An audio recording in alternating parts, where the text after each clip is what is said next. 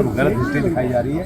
औरंगजेब रहमतुल्लाह अलैह ने बहुत सारी मंदिरें बनवाई हैं और आप बनारस में जाकर देखेंगे एक बच्ची, पंडित की बच्ची को जब उनका ही एक सिपाही सालार उसके साथ शादी करना चाहता था, उन्होंने उस सिपाही सालार को 2 हाथियों के बीच में बांध कर उसको मार दिया और उन पंडितों ने उनके लिए एक मस्जिद बना के दिया वहाँ पर। क्या बात करते हैं, ये गलत हिस्ट्री। तो आप औरंगजेब को क्रूर शासक नहीं मानते हैं? नहीं, मैं नहीं मानता। औरंगजेब क्रूर शासक नहीं है? बिल्कुल नहीं, मैं बिल्कुल क्रूर शासक नहीं मानता। तो संभाजी साहब क्या किया होता है? अरे इससे लड़ाई जो सुनिए ना, ये जो है उस वक्त लड़ाई थी राजकाज की लड़ाई थी, समझा आपने, कोई हिंदू मुस्लिम की लड़ाई नहीं थी। महाराष्ट्र सपा अध्यक्ष अबू आसिम आजमी को औरंगजेब प्रेम भारी पड़ा है।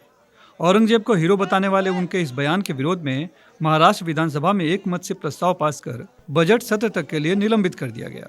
अबू आझमीला जेलमध्ये का टाकलं नाही? गृहमंत्री बसलेले तो समोर आता उचलून टाकायला पाहिजे त्याला जेलमध्ये, आपल्या इथल्या लॉकअपमध्ये। माननीय मुख्यमंत्री, सभापती महोदय जेलमध्ये टाकीन, 100% टाकू। जिसके बाद सफाई देते हुए अबू आसिम आजमी ने कहा कि उन्होंने वही कहा जो इतिहासकारों ने लिखा है। अबू आसिम ने अपने निलंबन पर सवाल भी उठाया। 2 दिनों से मेरे खिलाफ बहुत आंदोलन चल रहा है। मुझे तजुब है कि मैंने असेंबली के अंदर कोई ऐसी बात नहीं किया। मैंने बाहर कुछ प्रेस वालों के किसी सवाल के जवाब में वो बातें बोल दी जो इतिहासकारों ने, हिस्टोरियन ने जो लिखी है बातें, जो रोजाना कॉलेजेस में, स्कूलों में, बड़ी मीटिंगों में जा करके वो हिस्टोरियन लोग बच्चों को बताते हैं, वही बातें मैंने बोल दी। तो इसके ऊपर इतना बड़ा गुनाह कि मुझे सस्पेंड किया गया। और मैंने असेंबली का सेशन चले, बजट सेशन है, कारपोरेशन इलेक्शन नहीं हुआ है, लोगों को काम रुके हुए हैं, तो मैंने यहां तक भी कह दिया कि भाई मैंने जो कहा बोला है, मैं अपनी बातों को वापस लेता हूं। इसलिए मैंने कोई गलत चीज बोला नहीं था, लेकिन फिर भी वापस लिया मैंने कि सेशन चलता रहे। अबू आजमी के बयान का विधानसभा में विरोध तो हुआ ही, मुंबई की सड़क पर भी आजमी के बयान की निंदा की गई।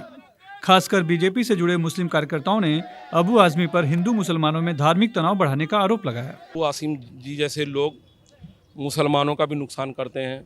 वो हमेशा मुसलमानों को हिंदुओं से अलग करके उस चश्मे से देखना चाहते हैं। वो हमेशा चाहते हैं कि हिंदू और मुसलमान जो एकता है, अखंडता है, वो छिन भिन्न होती रहे। हमेशा से वो ऐसी बदगुमानी करते हैं और लाइमलाइट में आने की कोशिश करते हैं। जब उनका वो हो जाता है तो वो माफ़ी मांगते हैं और वो ऐसी बातें करते हैं। अभी इनको सोचना चाहिए कि रमज़ान का महीना, मुबारक महीना चल रहा है, इसमें ये सब बातें करके मुसलमान सुख शांति से है। अभी 4 दिन पहले नरेंद्र मोदी जी ने जहानी खुसरू प्रोग्राम बनाया, सबको एकजुट करने की बात की, एकजहती की बात की। अब ये लोगों को सौहार्द बिगाड़ने का काम कोई अगर करता है, शुरू से, आज से नहीं, बहनों से लेकर आज तक हम देख रहे हैं, वो सिर्फ अबू आसिम आजमी करते हैं और ऐसे जलील होते हैं, जलीलो ख्वार होते हैं। अबू आसिम आजमी के बयान का असर उत्तर प्रदेश की राजनीति में भी देखने को मिला। सपा प्रमुख अखिलेश यादव ने ट्वीट कर उनके बयान का बचाव किया, तो मुख्यमंत्री योगी आदित्यनाथ ने सपा की विचारधारा पर सवाल उठाया। समाजवादी पार्टी का नेता, आपका विधायक घोषणा करो ना, उस कमबख्त को निकालो पार्टी से और उसको एक बार यूपी भेज दीजिए, बाकी उपचार हम अपने आप करवा लेंगे।